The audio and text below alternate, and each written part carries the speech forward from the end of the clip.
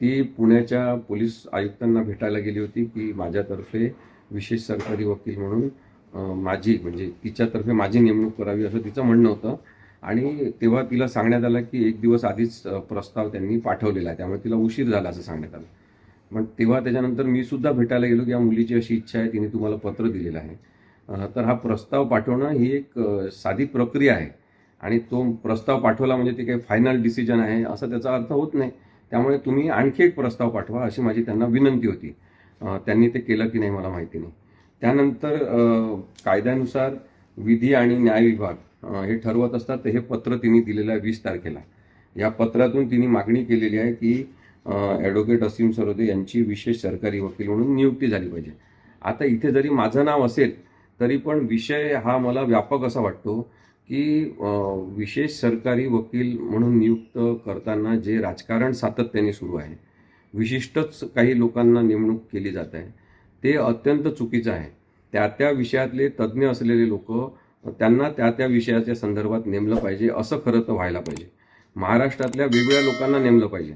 आणि जेव्हा हे लक्षात आलं की एकाच काही व्यक्तीची किंवा 2-3च व्यक्तींची नेमणूक होत आहे आणि ते सगळे महाराष्ट्रभर फिरत असतात विशेष सरकारी वकील म्हणून, तेव्हा औरंगाबाद उच्च न्यायालयाने एक निकाल दिला आहे जस्टिस तानाजी नलवडे यांच्या प्रामुख्याने त्यांच्या अध्यक्षतेखाली. आणि त्या निर्णयात त्यांनी सांगितलं आहे की स्थानिकच वकील त्यांना प्राधान्याने विशेष सरकारी वकील केलं पाहिजे, बाहेरगावचे वकील ते करायला नको, असं त्यांनी एक निर्णय दिला.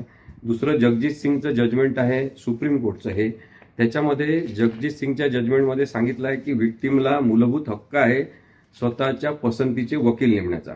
आणि त्यामुळे या मुलींनी प्रश्न जो विचारलेला इथे हा अत्यंत संवेदनशील प्रश्न आहे. आपण सगळ्यांनी समाज म्हणून याचं उत्तर दिलं पाहिजे की बलात्कार तिच्यावर झाला, बलात्काराचे सगळे व्रण आणि जखमा तिने सहन केल्या, मानसिक दबाव तिने सहन केला. अनेक पोलिसांना तिला सांगावं लागलं की बलात्कार झाला आणि ती घटना कशी घडली. वैद्यकीय अधिकारी जे आहेत त्यांनी सुद्धा तिची कन्सेंट घेताना तिला सांगितलं की तुला जास्त दिवस नाही तर राहावं लागेल. आत्ता सध्या लेडी कोणी डॉक्टर उपलब्ध नाही, तर पुरुष डॉक्टरातर्फेच तिला वैद्यकीय चाचणी करून घ्यावी लागली. मग ती म्हणते की या सगळ्या प्रकरणामध्ये मी कोणीच नाही का, माझं काहीच महत्त्व नाही का, मी बलात्कार झाला असतानाही उभी राहिलेली आहे न्याय मागण्यासाठी, तर माझ्या पसंतीचे वकील सुद्धा नेमण्याचा जणू काही मला हक्क नाही. हा तिचा जो प्रश्न आहे याचं उत्तर आपल्या सगळ्यांना द्यावं लागेल असं मला वाटते. आणि तिने अनेक गोष्टी सांगितलेल्या आहे याच्यामध्ये. त्याचा विचार आपण सगळ्यांनीच समाज म्हणून करण्याची गरज आहे. या केससाठी नाही, एकूणच बलात्काराच्या प्रकरणांसंदर्भात एखादी चांगली पारदर्शक आणि सर्वसमावेशक पॉलिसी झाली पाहिजे. राजकीय कारणांसाठी या अशा प्रकरणांमध्ये वकील कोणता नेमायचा आणि हे ते प्रश्न उद्भवायला नको असं मला वाटतं.